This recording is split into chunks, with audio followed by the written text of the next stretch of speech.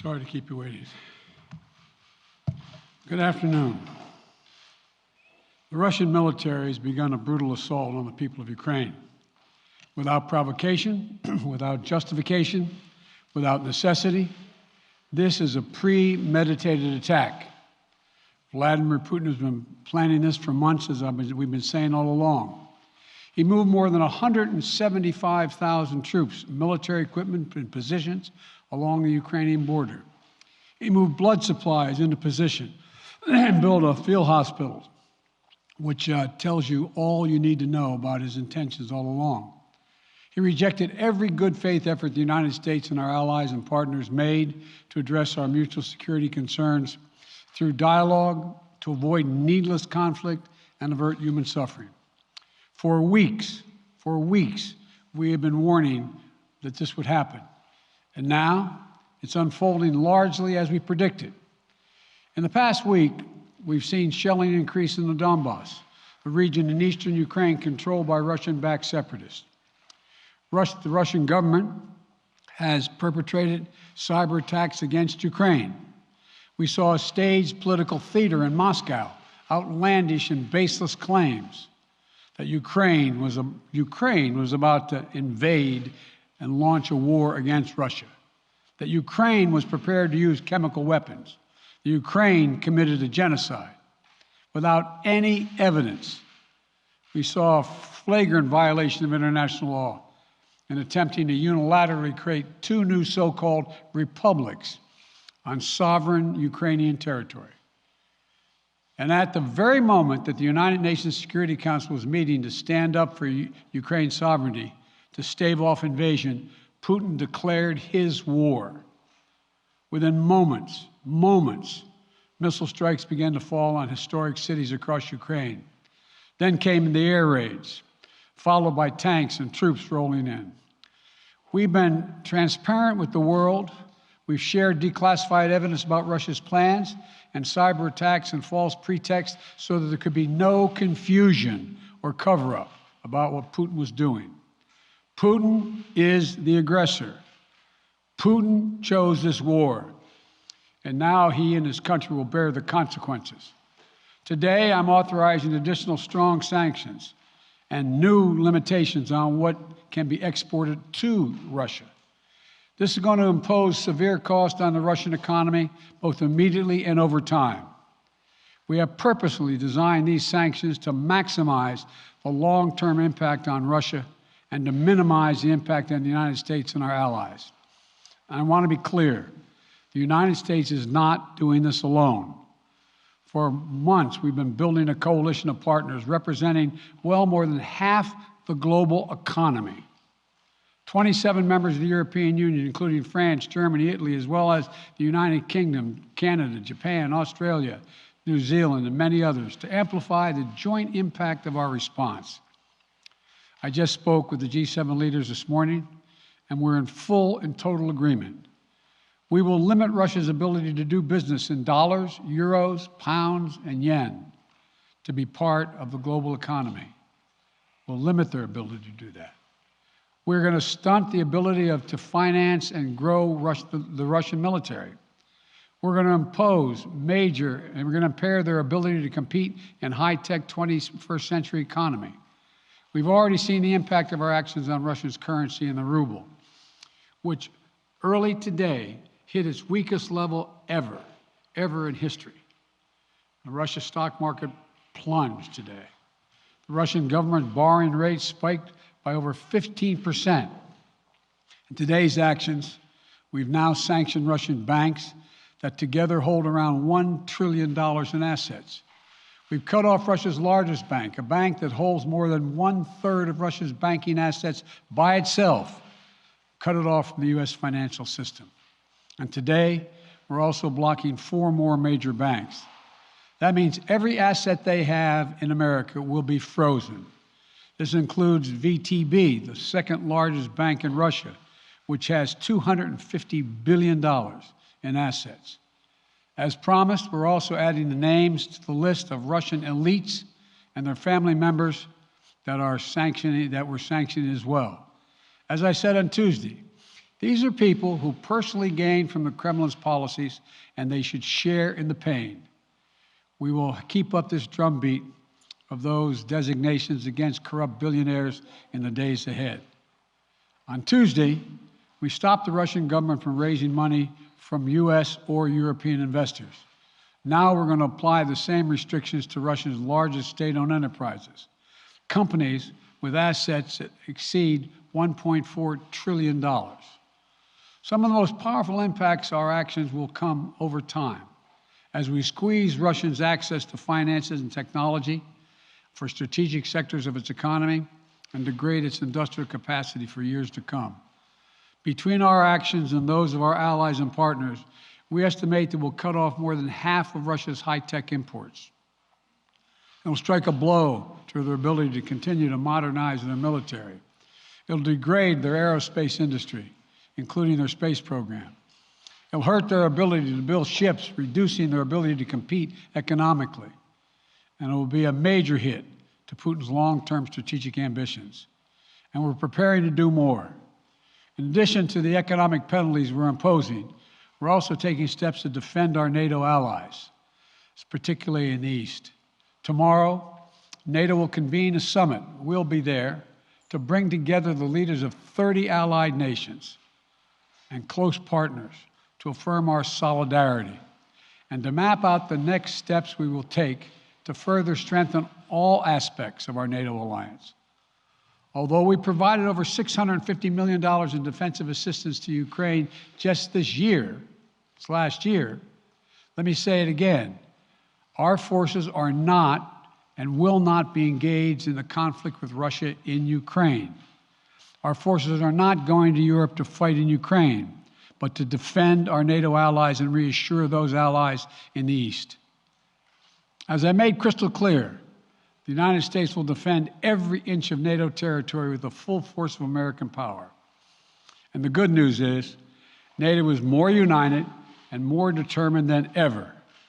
There is no doubt that the United States and every NATO ally will meet our Article 5 commitments, which says that an attack on one is an attack on all. Over the past few weeks, I ordered thousands of additional forces to Germany and Poland as part of our commitment to NATO. On Tuesday, in response to Russia's aggressive action, including its troop presence in Belarus and the Black Sea, I've authorized the deployment of ground and air forces already stationed in Europe to NATO's eastern flank allies, Estonia, Latvia, Lithuania, Poland, and Romania. Our allies have also been stepping up, adding the other allies, the rest of NATO, adding their own forces and capabilities to ensure collective defense. And today, within hours of Russia's unleashing its assault, NATO came together and authorized and activated an activation of response plans. This will enable NATO's high readiness forces to deploy and when and where they are needed to protect our NATO allies on the eastern boundaries of Europe. And now I'm authorizing additional U.S. force capabilities to deploy to Germany as part of NATO's response, including some of the U.S.-based forces that the Department of Defense placed on standby weeks ago. I've also spoken with Defense Secretary Austin and Chairman of the Joint Chiefs, General Milley, about preparations for additional moves should they become necessary to protect our NATO allies and support the greatest military alliance in the history of the world, NATO. As we respond, my administration is using the tools, every tool at its disposal to protect American families and businesses from rising prices at the gas pump. You know, we're taking active steps to bring down the cost, and American oil and gas companies should not exploit this moment to hike their prices to raise profits. You know, in our sanctions package, we specifically designed to allow energy payments to continue. We are closely monitoring energy supplies for any disruption. We've been coordinating with major oil producing and consuming countries toward our common interest to secure global energy supplies. We are actively working with countries around the world to elevate collective release from the strategic petroleum reserves of major energy consuming countries. And the United States will release additional barrels of oil as conditions warrant. I know this is hard and that Americans are already hurting, I will do everything in my power to limit the pain the American people are feeling at the gas pump. This is critical to me. But this aggression cannot go unanswered. If it did, the consequences for America would be much worse. America stands up to bullies. We stand up for freedom. This is who we are. Let me also repeat the warning I made last week. If Russia pursues cyber attacks against our companies, our critical infrastructure, we are prepared to respond. For months, we've been working closely with the private sector to harden our cyber defenses, sharpen our ability to respond to Russian cyber attacks as well. I spoke last night to President Zelensky of Ukraine, and I assured him that the United States, together with our allies and partners in Europe, will support the Ukrainian people as they defend their country.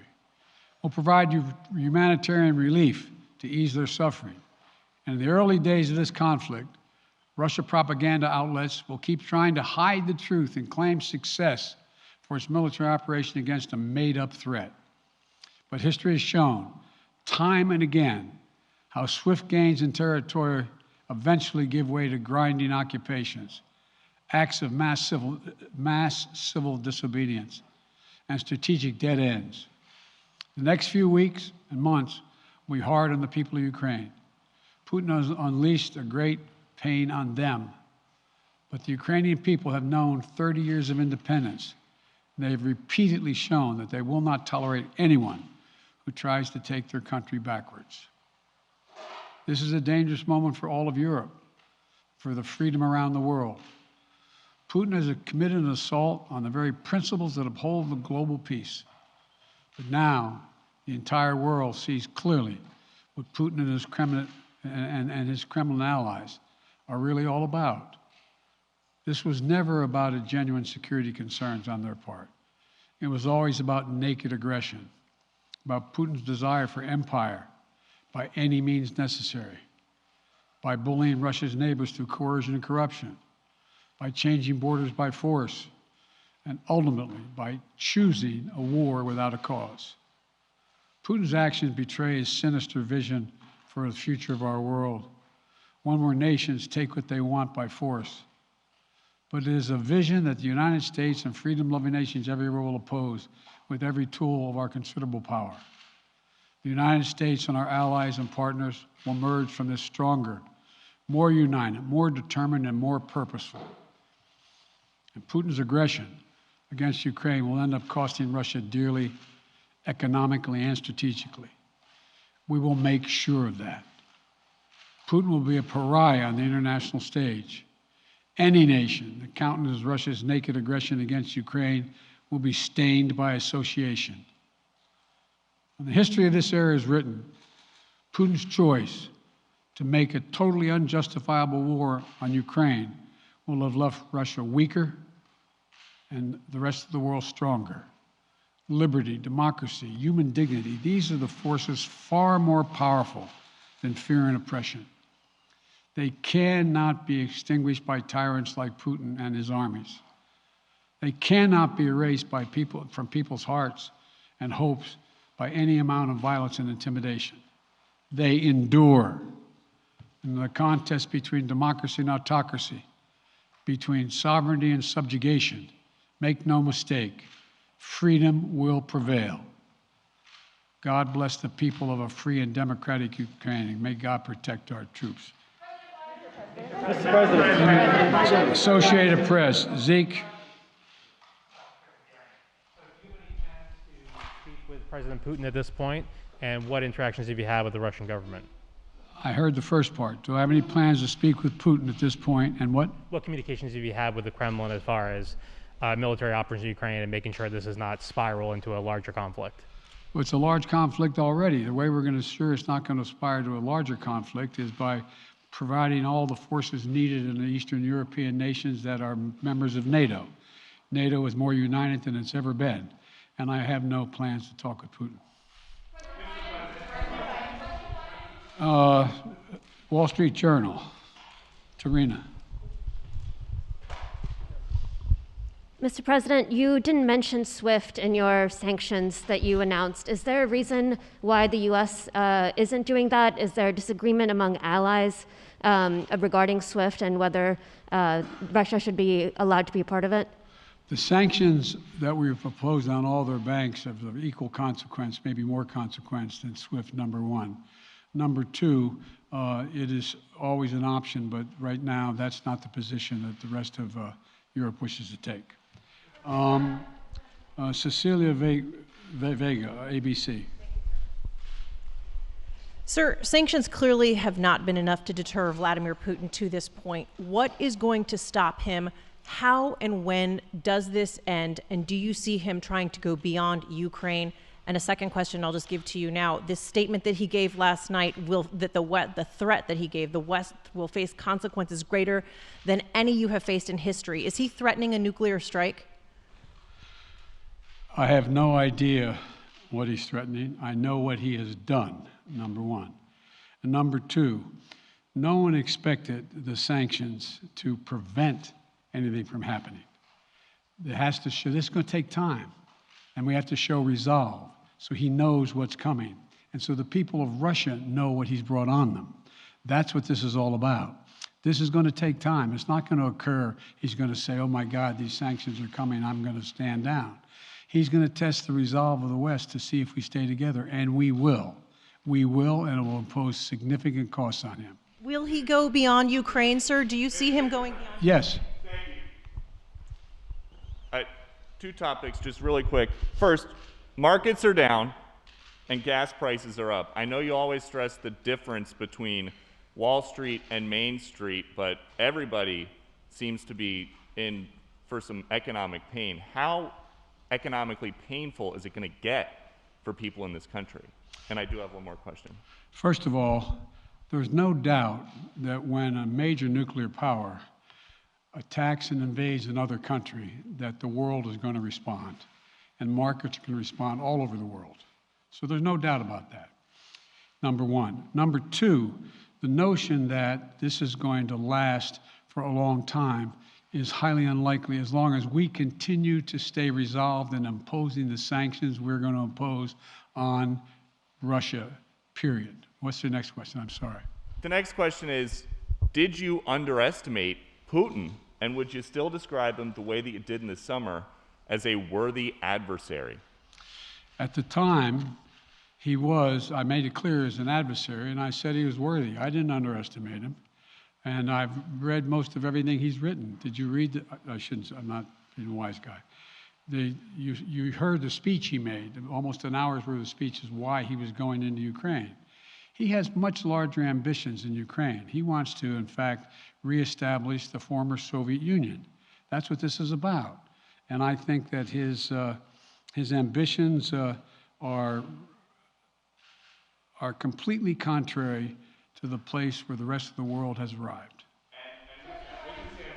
You're confident that these devastating sanctions are going to be as devastating as Russian missiles and bullets and tanks? Yes, Russian bullets, missiles, and tanks in Ukraine. Yes, I am. Thank you, President Biden. If sanctions cannot stop President Putin, what penalty can? I didn't say sanctions couldn't stop him. You've been talking about the threat of these sanctions for several weeks now. Yes, but the threat of the sanctions and imposing the sanctions and seeing the effect of the sanctions are two different things. They're two different things. And we're now he's going to begin to see the effect of the sanctions. And what will that do? How will that change his mindset here, given he's because attacking it will so Ukraine weaken as we his speak? country that he'll have to make a very, very difficult choice as to whether to continue to move toward being a second-rate power or, in fact, respond. You said in recent weeks that big nations cannot bluff when it comes to something like this. You recently said that the idea of personally sanctioning President Putin was on the table. Is that a step that you're prepared to take? And if It's not a bluff, it's on the table. Sanctioning President Putin? Yes. Why not sanction him today, sir? Mr. President? Why not sanction him today, sir? Mr. President, if I can, you detailed some severe and swift new sanctions today and said the impact it will have over time. But given the full-scale invasion, given that you're not pursuing disconnecting Russia from what's called SWIFT, the international banking system, or other sanctions at your disposal. Respectfully, sir, what more are you waiting for? Specifically, with the sanctions we've imposed exceed SWIFT. The sanctions we imposed exceed anything that's ever been done. The sanctions we imposed have generated 2/3 of the world joining us. They are profound sanctions. Let's have a conversation in another month or so to see if they're working. Yes. Can I ask you about Zelensky? Sir, you spoke to Vladimir Zelensky yesterday, sir? What's the risk that we are watching the beginning of another Cold War, and is there now a complete rupture in U.S. and Russian relations? There is a complete rupture right now in U.S.-Russian relations if they continue on this path that they're on. And in terms of a Cold War, that depends. You have the vast majority of the rest of the world in total opposition to what he's doing, from Asia to South America to Europe to around the world. And so it's going to be a cold day for Russia. The idea, you don't see a whole lot of people coming to his defense. And are you, if I could follow up, sir, are you urging China to help isolate Russia? Are you urging China to help isolate Russia? I'm not prepared to comment on that at the moment.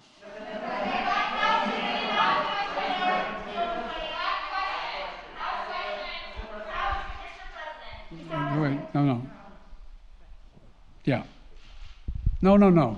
He's had his hand up a long time. Thank you, Mr. President. How concerned are you that Putin wants to go beyond Ukraine into other countries, and the U.S. will have to get involved if he moves into NATO countries? Well, if he did move into NATO countries, he will be involved. We will be involved. The only thing that I'm convinced of is if we don't stop now, he'll be emboldened. If we don't move against him now with these significant sanctions, he will be emboldened.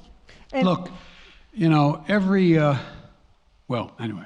And can you talk anything more about your conversation? Mr. President. Why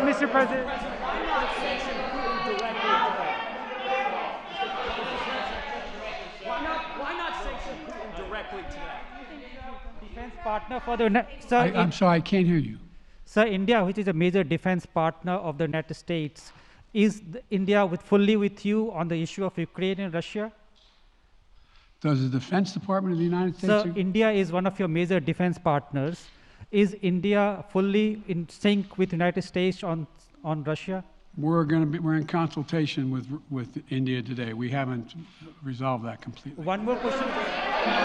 Okay, thank you all very much. Thank you.